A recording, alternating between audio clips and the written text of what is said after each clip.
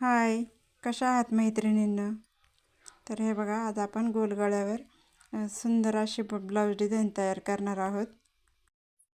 तर हे बघा, मी सिंपल गोल गळा कटिंग करून घेतलेला आहे आणि अस्तर आणि मेन फॅब्रिक एकमेकावर ठेवून नेहमीप्रमाणे आपलं जोडून घेते. सगळ्यात आधी गळ्याच्या साईडने शिलाई घालून घेतलेली आहे. त्यानंतर कमरेच्या साईडने शिलाई घालायची. त्यामुळे कंबरपट्टी लावण्याची गरज पडत नाही. याप्रमाणे कमरेच्या साईडने शिलाई घालून घेतलेली आहे आणि आता एक्स्ट्राचा भाग कटिंग करून टाकायचा. नवीन शिकणाऱ्यांसाठी ही ब्लाऊज डिझाईन खूपच सोपी आणि सुंदर आहे. पटकन होणारी अशी डिझाईन आहे. या पद्धतीने आता कटिंग करून झाल्याच्या नंतर पलटी करून घ्यायचा या पद्धतीने आणि दाबटीप देऊन घ्यायची गळ्याच्या साईडने आणि कमरेच्या साईडने, दोन्ही साईडने दाबटीप देऊन घ्यायची. तर या पद्धतीने दाबटीप दिल्याच्या नंतर आपला पाठीचा भाग तयार झालेला आहे. तर मधला सेंटर काढून घ्यायचा या पद्धतीने आणि त्या सेंटरपासून दोन्हीही बाजूने 1.5 इंचावर मार्किंग करायची डिझाईनसाठी. या पद्धतीने लाईन मारून घ्यायची आणि आपला छोटासा काठ उरला होता, त्या काठापासून मी 2 छोटे छोटे त्रिकोण बनवून घेतलेले आहेत. तर या पद्धतीने हे त्रिकोण तयार झालेले आहेत. खूप सुंदर ब्लाऊज डिझाईन तयार होत आहे. नवीन शिकणाऱ्यांसाठी तर खूपच सोपी आहे. तर या पद्धतीने आपण जिथे लाईन मारल्या होत्या त्या ठिकाणी हे त्रिकोण ठेवून शिलाई घालून घ्यायची आहे. तर दाखवल्याप्रमाणे शिलाई घालून घ्यायची.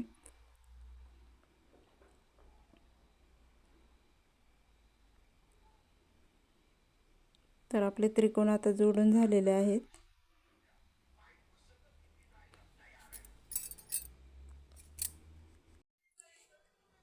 तर लेस लावायच्या आधी आपण पहिले पाठीमागचे टक्स टाकून घेणार आहोत. या पद्धतीने खाली अर्धा इंच आणि वरती 3.5 इंचावर टक्स टाकलेले आहेत. गळ्याच्या वरती टक्स गेला नाही पाहिजे. या पद्धतीने टक्स टाकायचे. तर आता आपण लेस लावून घेणार आहोत. तर इथून लेस लावायला सुरुवात करायची.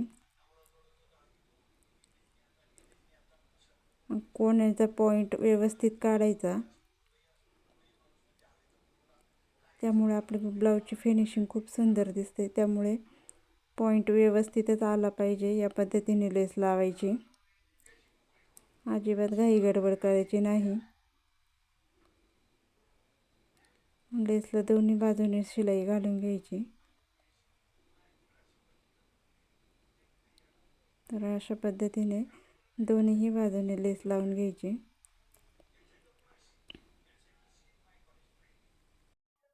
मैत्रिणींना, तुम्हाला जर ही ब्लाऊज डिझाईन आवडली असेल तर माझ्या चॅनलला लाईक करा, सबस्क्राईब करा आणि शेअर करायला विसरू नका.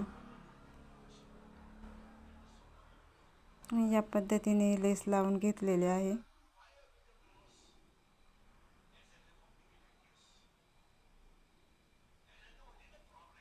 दोन्ही बाजूने शिलाई दिल्याच्या नंतर लेस फिनिशिंगमध्ये व्यवस्थित बसते आणि दिसायलाही सुंदर दिसते.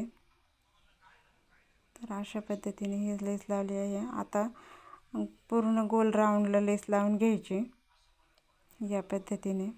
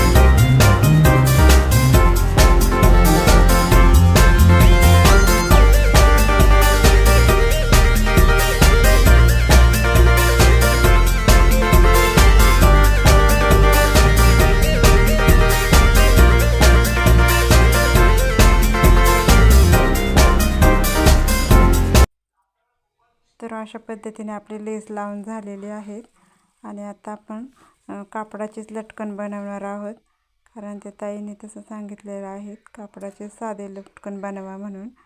आणि ब्लाऊज पिसातून कपडा पण थोडासाच उरलेला होता, तर मी असे साधेच लटकन बनवलेले आहेत.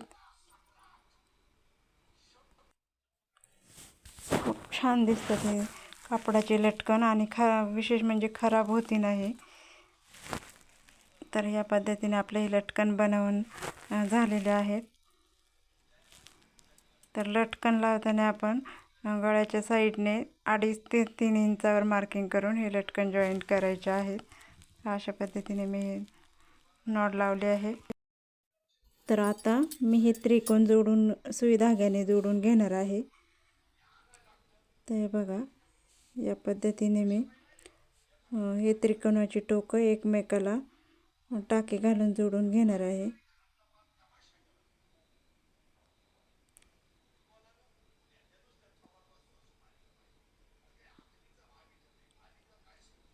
आणि आता त्याच्यावर आपल्याला आपल्या आवडीप्रमाणे गोल्डन बटन किंवा डायमंडचं बटन लावून घ्यायचं. तर माझ्याकडे डायमंडचं आहे, तर तेच मी लावणार आहे. तर हे बघा, हे मी फॅब्रिक ग्लू वापरत आहे. तर याने खूप छान चिकटून राहते ते.